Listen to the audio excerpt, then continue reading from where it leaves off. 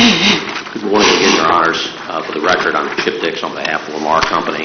And to the point of the last question, if you were to reverse and enter judgment for Lamar and the Shias on the last case, then that would move the variance case. But otherwise, if there were some actions, if it was remanded back to the circuit court for further proceedings, then that would not move the variance case.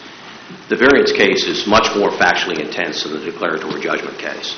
And I anticipate that the court has read our briefs and understands the facts. So, quite frankly, I'm going to skip over that as opposed to making a presentation. I would focus on the standard for review, which was one of our errors. And everybody agreed, the BZA, the zoning administrator, the trial court, the city, everybody agreed that the city charter and Lamar and the Shias, who were party to the case at that time, everybody agreed that the city charter was the proper body of law and also the proper standard for review. At the same time, you will see in the BZA transcript there was a combination of using the state statute and the city charter. And likewise, when we got to the trial court's order specifically confused a number of issues, not only the issue about what standard was appropriate, but threw in the fairly debatable test, which obviously wasn't applicable. And when you look at the last part of the trial court's letter of opinion, it says you've got to comply with the 15.2 provisions, the state code, and you have to meet the fairly debatable test, which obviously the fairly debatable test does not apply.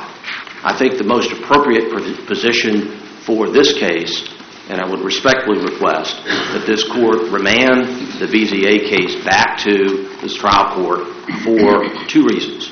One is to apply the appropriate standard of review and the appropriate body of law. And the second is we've got this issue about necessary parties. And the necessary party issue, which we discussed at the writ panel, was a little bit of a difficult issue to resolve. You've got the city charter, if the city charter applies, that doesn't have the landowner as a necessary party as a requirement. It is substantially different in a different body of law than what is contained in the state code. In the 2010 General Assembly... But the necessary party issue is raised in the appellate context, not down there. You had everybody down there. We did. So we're here on appeal, and the statutes that relate to appeals do not require the joining of those parties. I would concur. So the necessary party issue is not really a problem here. It might be a problem there, but you didn't have that problem there. Yes, Your Honor. This is fascinating. We've got a demur that's granted on something that wasn't asked for, and then a variance decided on a standard that doesn't exist. I understand, Your Honor, and the concern that the fairly debatable test came out of right field. And obviously, the appropriate standard, as this court has decided for years and years, is you apply the statutory standard. And in this case, when you look at the BZA standard is dramatically different from the statutory standard. First of all, under the city charter, the BZA has a duty to grant a variance, which obviously, being a landowner and a tenant council in this case, jumped out at me that there's a duty on the part of the BZA to grant a variance as opposed to what the state statute says. I've tried hundreds of variance cases and BZA cases in my career, and I can tell you that getting a variance is a very, very difficult thing. Overturning a variance is a very, very difficult thing, as everybody in this court knows. And so I'm mindful of that. But when I look at the city charter and says it's got a duty, and then it provides some alternatives, and then just a few years before, the same Richmond City BZA grants a variance to one of Lamar's competitors to build a brand new billboard, when in this case, the city destroyed its own code enforcement records in 1988, according to the record. And as a result of which, there's no proof except for this one building permit that doesn't have a blank for height. And so that's the only official record in this entire case. And we've been at this for 15 years, as you point out. And what's happened over the last 15 years is we've been in litigation mode, we've been in negotiation mode, we've been in resolution mode, and then we're back in litigation mode. And so what we've tried to do on behalf of Lamar is to bring this case to conclusion, and we thought we would with a declaratory judgment action. This BZA case, and we suggested that the trial court try the declaratory judgment case, let the declaratory judgment case determine the outcome. And if we won on the declaratory judgment case, then we wouldn't have to deal with all the detail and the facts in the variance case. But that wasn't the decision of the city attorney and the trial court, so we have these two cases before you. Mr. Dix, yes, sir. the history of this thing is starting to look a little bit like Bleak House. I mean, this is going on forever. But there is a question I'd like to ask you about the history. 1976, the height limit for structures in the city of Richmond was 100 feet.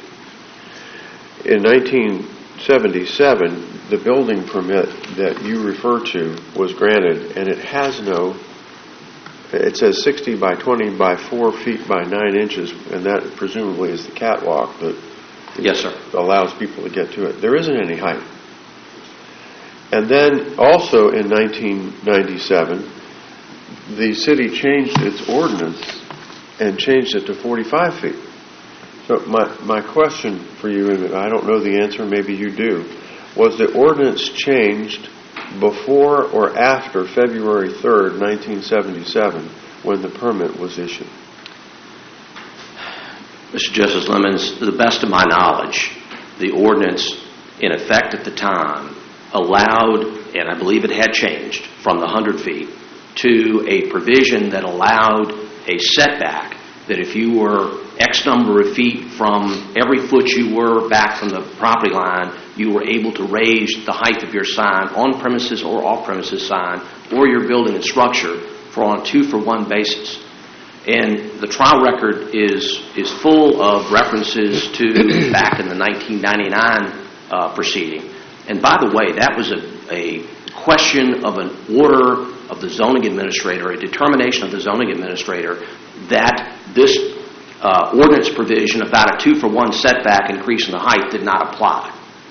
And there was also a question of whether the height, since the height under the ordinance was not defined as to whether you determined it was from the ground or from the bridge, the James River Bridge, there had to be a rationale as to why a 96-foot billboard was built in 1977 with a building permit, with a standard operating procedure of the city coming out and inspecting the building or structure after it was built.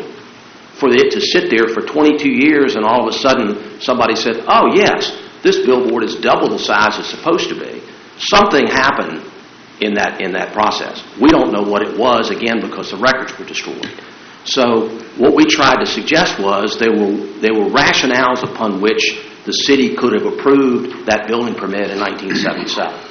But I believe that the 100-foot had changed to a 45-foot plus a setback for a height bonus based upon, setbacks from the property. And in this case, we submitted in the original proceedings a survey from Timmons Engineers showing that we met the 2-for-1 setback for a billboard that could be 97 feet in height. But in many respects, that's relitigating a case that's already been decided, isn't it? I mean, in 1999, the BZA said, the zoning administrator and then the BZA said it was illegal.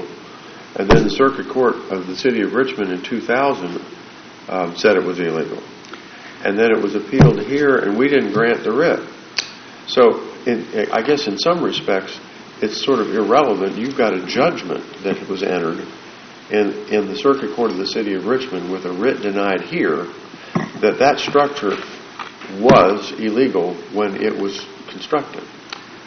I would, from counsel's perspective, I would say that what Judge Marco said in that case was that he could not determine that the zoning administrator was plainly wrong or applied the wrong law.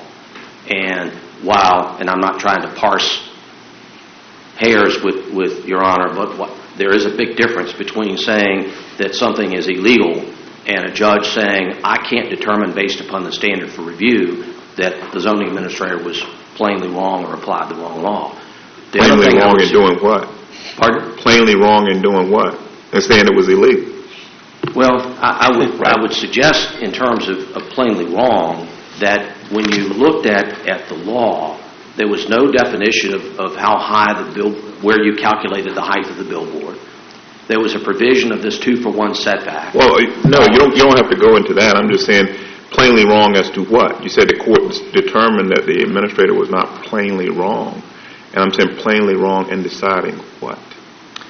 I think, Your Honor, that the standard for review at the time on a zoning administrator's determination was that the same standard that applies for variances today, which is that the BZA or the zoning administrator has to be plainly wrong or applied the wrong, erroneous principles of law, applied the wrong law. As Your Honor knows, that standard has been changed by the General Assembly for zoning administrator determinations for a variety of different reasons, and now it's a preponderance of the evidence. But if that was the standard at the time, was plainly wrong or applied the wrong law. And using that standard, they decided that that billboard was illegal. Mr. Justice Clemens, I would agree with you that there was no evidence in the record based upon the building permit that height was permitted in 1977 when Tally Sign built the sign. Well, one thing's for sure, is if this goes back, the police and bar are going to address these kinds of questions. And your position apparently is that the vested rights statute trumps that judgment. I don't know whether it does or not, but I'm not sure we have to decide in this case. I understand, Your Honor. Counsel, I have a question. Going back to the Yes, fairly debatable issue. Yes. Didn't the trial court also recite the correct standard right after the fairly debatable standard? The trial court, Your Honor, did cite the correct standard if the statute applies. And the question is, again, whether the city charter or the statute applies. But in the very last paragraph of the trial judge's decision, he says, and I quote, "As the BZA determination comes to the court presumed to be correct," which, by the way, is not in the city charter, "upon judicial review and for the foregoing reasons, as the board's decision can be said to be fairly debatable, the outcome must be upheld." Right. Well, there's no question he cites the wrong standard, but I think he also cites the right standard and then makes his conclusion. Madam Justice, I would observe that he cited the wrong standard in the body of the opinion, then he cited the correct standard, and then at the end he recites the fairly debatable standard, which I would suggest to you is a clear indication that he considered the fairly debatable standard to be somewhat of a predominant part of his decision. Counsel, can I ask you this question? Do we have to determine which law applies, either the statute or the ordinance, to get to your question about the fairly debatable? Your Honor, you would not. Okay. The fairly debatable standard is not applicable in any event. On any event. And so intertwined, your argument would be that we don't have to even get to the proper law. That is correct. Okay. All right. Thank you very much. Thank you.